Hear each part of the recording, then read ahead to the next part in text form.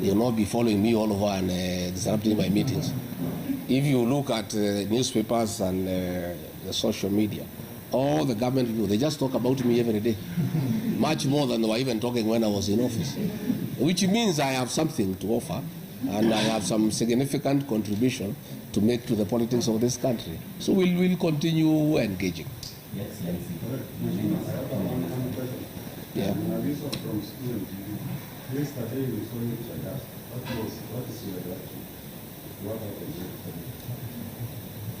You know, we have a desperate regime that has lost favor with the people of Kenya. Desperate people do desperate things. A police officer threw tear gas at us. The meeting went on, and the people were dealt with by Wananchi. You know, Wananchi are protecting our meetings. Our Wananchi will not allow that kind of nonsense anywhere. So the meeting still went on. Nothing stopped the meeting. These are just desperate people. They have nothing to offer the people of Kenya. There are so many questions, abductions, they cannot answer. Cost of living, they cannot answer. Poor economic management, they cannot answer. They are left to desperate acts of trying to stop our meetings. In fact, those acts of trying to stop our meetings make the people more agitated by the government, and they become very rebellious. So to us, it's neither here nor there. It's just an act of desperation by a regime that has lost credibility, that has lost legitimacy, that has lost the goodwill of the people of Kenya. And when people are desperate, they are allowed to do desperate things. Excellency, there are those who say that the attacks are planned by the people so that we can keep sympathy. Do you want to believe that kind of thing? Do you want to believe anything this government is saying? They say there are no abductions. President said more than 5 times there are no abductions. He seems to have changed his mind and said he is going to stop the abduction. So if he's going to stop the abductions, who was doing them? Do you believe anything these people say? These people will say anything. They are not believable anymore. People are tired of lies. And everything is there. It's on video. People can see what was happening. A fellow was arrested. Last night, the Inspector General of Police ordered that he be released unconditionally because they were behind it, and he's a police officer. But those are desperate acts. They change nothing. They just pick the people more embodied. Who else do you think will be after my life? The answer is you all know the answer. I did not add anything more. On that abduction, let's say that yes. I said they need to dismantle that unit. I didn't want to name the building because there are people there doing businesses, and you'll be putting that building and the people in that building into danger. I'm giving the government time to dismantle that unit on the 21st floor of that particular building. I said the officer is called Abel. He is a cousin to somebody very senior in this administration. The cousin now knows that we know him. So I have a feeling, I'm not sure, that the decision by the president to admit that the abductions and he'll stop them are quite informed by what I said, because we are getting nearer to the truth. So, but since the president spoke, now it's almost 64 hours. The people have not been released. We would like these young people to spend the new year with their families. So Mr. President, you said utakomesha, lakini hawa watoto bado hufika nyumbani. Order their release from wherever they are. Waende nyumbani, wakae na wazazi wao, washerekee mwaka mpya. You know, the parents are in anguish, they are in agony.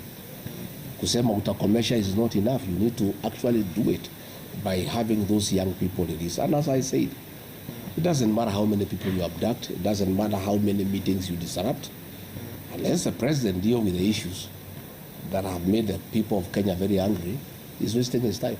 Even if you abduct the whole country, as long as those issues are outstanding, and they have everything to do with poor economic management, theft of public funds, corruption, state capture, and lack of respect for the people of Kenya. Hii kutukana watu wa Kenya, kusema wako na mapepo, calling them stupid, those are the issues that you have to deal with. Even if you abduct young people, it will not solve any problem. It will not. Maybe Your Excellency, I was saying, maybe you have a question. They talked about abduction, and you see not only many people who are lost confidence in this group, but take responsibility for the children. Well, the president is speaking from both sides of the mouth. He needs to just address abductions. That is what is the work of government.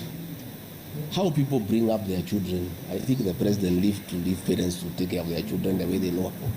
We don't want too much government into people's lives. The president even wants to tell parents how to bring up their children.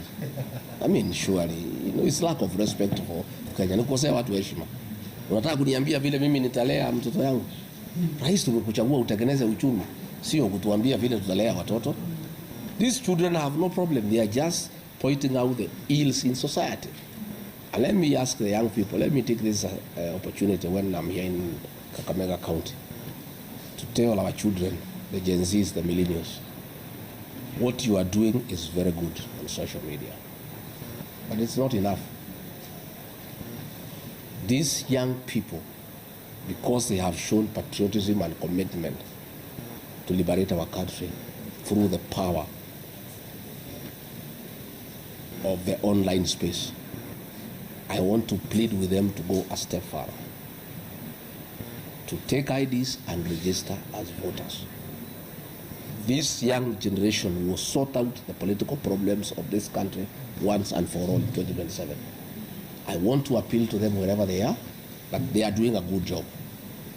But to complete what they are doing and to make it meaningful, we need regime change. And that will come through the ballot. Much as they are doing a very good job on social media, on the X space, much as they are doing very good on TikTok, that is only a certain percentage. But the real job to liberate this country and bring good governance will take place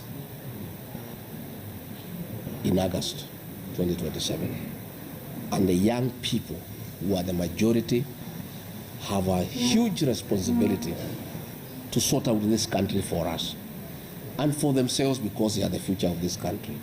They must register as voters, they must take IDs, and they must leave their homes by 3 a.m. on election day and queue and sort out this country once and for all.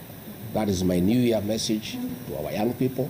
That is my plea to them, that we are very happy with what they are doing. They are very courageous, they are very patriotic, but that is not enough. They must go a step further. They must register as voters, and they must come out and join the rest of Kenyans to put a good government into office in 2027.